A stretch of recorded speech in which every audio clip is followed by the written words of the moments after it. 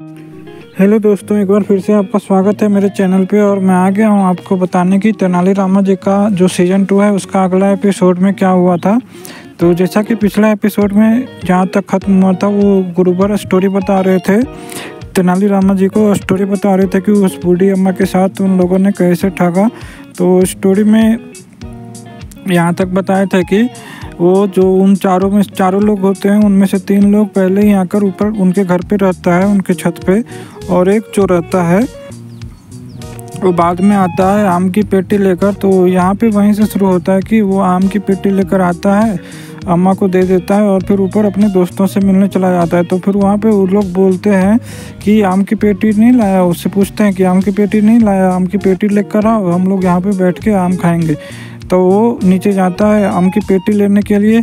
तो वो बहुत ही चालाक और चतुर रहता है जो आता है नीचे आम की पेटी लेने के लिए। तो वो आम की पेटी के आड़ में वहाँ पे वो अम्मा को बोलता है, ऊपर से तो आता है आम की पेटी लेने के लिए नीचे, लेकिन नीचे आकर अम्मा को बोलता है कि अम्मा मुझे पेटी दे दो, वो वाला पेटी, धन का पेटी मांगने लगता है अम्मा से। तो अम्मा बोलती है कि अरे तुम्हें कैसे दूं, पहले उन चारों को तो आने दो, उन चारों को साथ में आने दो, वो आएंगे, वो बोलेंगे साथ में रहोगे तो ही ये पेटी देंगे तुम्हें। तो वो बोलता है, अम्मा को बेवकूफ़ बनाता है बाहर जाकर झूठ मूठ का उन लोगों से पूछता है कि उन लोगों तीनों से पूछता है ऊपर कि मैं पेटी लेकर आऊँ ना, बोलो ना अम्मा को, अम्मा पेटी नहीं दे रही है, वो बोल रही कि तुम तीनों बोलोगे तो ही देगी। तो वो लोग बोल देता है कि हाँ अम्मा पेटी दे दो, ये नहीं बोलता है कि आम की पेटी दे दो, वो लोग सिर्फ यही बोलता है कि हाँ अम्मा पेटी दे दो। तो और ये भी सिर्फ यही पूछता है कि अम्मा पेटी ले लूँ क्या, तो वो लोग बोलता है कि हाँ अम्मा पेटी दे दो।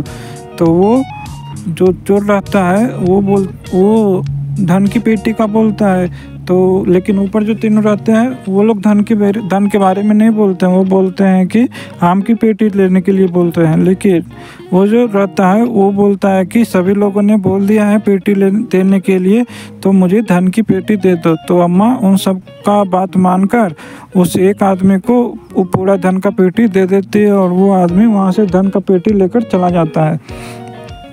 उसके बाद फिर उसके जाने के बाद फिर वो कहानी में ये बताते हैं गुरुवर की वो तीनों नीचे आता है ऊपर नीचे। उसके बाद वो पूछता है अम्मा से कि वो आदमी कहाँ गया, जो मेरा दोस्त था वो कहाँ गया आम की पेटी लेकर। तो वो बोलता है कि अम्मा बोलती है कि वो तो चला गया, वो तुम्हारे साथ ही गया ना धन की पेटी लेकर। तो वो लोग चौंक जाता है कि धन की पेटी क्यों दी तुमने उसे।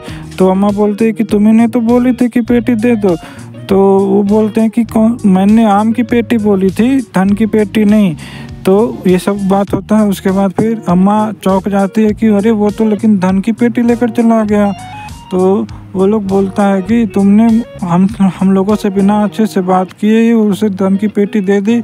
अब ये धन की पेटी तुमने दी है तो ये घर, जब तक तुम हमें हमारा धन वापस नहीं दोगी, ये घर हमारा होगा और इस पे हमारा हक होगा और तुम्हें इस घर से बाहर निकलना होगा। तो ये सब बात होता है और फिर वो तीनों जो होते हैं वो बूढ़ी अम्मा का घर हड़प लेते हैं और अम्मा को बाहर कर देते हैं और तभी से वो अम्मा बाहर ही रहती है। तो यही पूरा मामला था उनका, वो बूढ़ी अम्मा का। तो ये सारा मामला वो बता देते हैं, गुरुबर बता देते हैं तेनाली रामा जी को, और फिर तेनाली रामा जी उसका हल बता देते हैं गुरुबर को। और वो यही सोचते हैं कि इसी बहाने हमारे विजयनगर का और मेरे मित्र महाराज श्री कृष्ण देव राय का सहायता भी हो जाएगा और वो उनकी खुशी भी हो जाएगी और विजयनगर भी सुरक्षित हो जाएगा और विजयनगर में भी न्याय वापस मिल जाएगा और उस बूढ़ी अम्मा को भी न्याय मिल जाएगा। तो यही सब होता है। उसके बाद फिर गुरुवर को पता चल जाता है सारा कुछ, अभी बता देते हैं तेनाली रामा जी की ऐसे ऐसे समस्या को सॉल्व करना है। तो गुरुवर ये सब होता है। उसके बाद फिर गुरुवर दरबार के लिए निकलने लगते हैं। तो दरबार के लिए निकलने से पहले सभी लोग उन्हें बोलते हैं कि गद्दे गुरुजी महाराज यानी कि अपने पिताजी से आशीर्वाद ले लीजिए। तो वो गद्दे गुरुजी महाराज से आशीर्वाद लेकर गुरुवर पहुंच जाते हैं वहाँ दरबार में। दरबार में पहुंचने के बाद गुरुवर का पूरा जय जयकार हो रहा होता है और सभी से बोलते हैं कि आप लोग चिंतित हैं इसलिए कि महाराज का जो दिया हुआ 24 घंटा था वो बीतने वाला है। और आप सभी को यही लग रहा होगा कि अब इस टाइम का बीतने के बाद हम लोग यहाँ रहेंगे या दरबार के बाहर निष्कासित हो जाएंगे।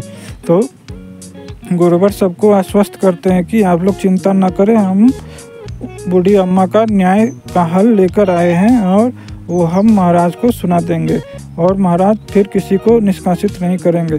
तो उसके बाद फिर यही सब बात होता है। उसके बाद फिर महाराज आ जाते हैं दरबार में और फिर महाराज पूछते हैं गुरुवर से कि गुरुवर आपको याद है ना, ये 24 घंटा बीतने वाला है और इसका न्याय आपको करना है बूढ़ी अम्मा का। तो गुरुवर बोलते हैं कि हाँ महाराज, मुझे याद है, मुझे पता है कि मुझे बूढ़ी अम्मा का न्याय करना है और अगर न्याय नहीं हो पाया सही से तो मुझे और पूरे दरबार को निष्कासित कर दिया जाएगा। तो महाराज आप चिंता न करें, पूरा न्याय हो जाएगा।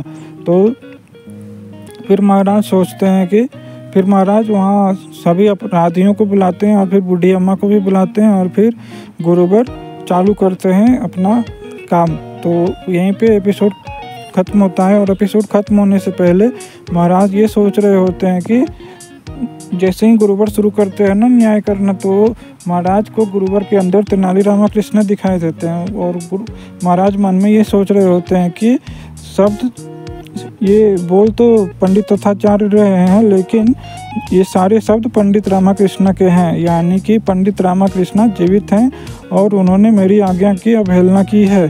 तो अब उन्हें सत्य का सामना करना होगा और उन्हें ये भी देखना होगा कि महाराज की आज्ञा का अवहेलना करने का क्या दंड होता है और उन्हें इसका सबसे बड़ा दंड मिलेगा। और इसी से महामंत्री जी भी मन में सोच रहे होते हैं कि जिसका डर था वही हुआ, तेनाली रामा जी ने बहुत बड़ी गलती कर दी, अब पता नहीं महाराज क्या करेंगे। तो ये समस्या तो मात्र एक, मैं आपको बता दूं कि ये समस्या सुलझाना तो मात्र एक पहलू था, लेकिन उसके पीछे महाराज की ये चाल थी कि तेनाली रामा जी का सत्य बाहर आ जाए। तो देखते हैं कि अगले एपिसोड में क्या होता है। बूढ़ी अम्मा का तो न्याय मिल नहीं जाएगा क्योंकि तेनाली रामा जी ने सब कुछ बता दिया है कि कैसे न्याय दिलाना है, वो तो आपको अगले एपिसोड की कहानी में पता चलेगा। और उसके बाद न्याय मिलने के बाद फिर महाराज जाएंगे गुरुवर के घर पंडित रामकृष्ण जी के भूत से मिलने और फिर वो मिलते भी हैं। फिर देखते हैं कि मिलने के बाद क्या होता है, पंडित रामकृष्ण जी कैसे अपने आप को बचाते हैं और महाराज अगर पंडित रामकृष्ण जी अपने आप को नहीं बचा पाते हैं तो महाराज क्या दंड देते हैं पंडित रामकृष्ण जी को। और जब गुरुवर को पता चलेगा कि पंडित रामकृष्ण जीवित हैं, उनका ये भूत नहीं है, तो वो कैसा रिएक्ट करेंगे ये भी देखना बहुत ही दिलचस्प होगा। तो आगे की कहानी के लिए मेरे साथ बने रहें, मैं आपको सब कुछ बताऊंगा और सब कुछ अच्छे से समझाऊंगा कि आगे क्या क्या हुआ है, क्या क्या हो रहा है। तो आगे की अगर ये वीडियो अच्छा लगा होगा तो आप वीडियो को लाइक और शेयर करें, चैनल को सब्सक्राइब करें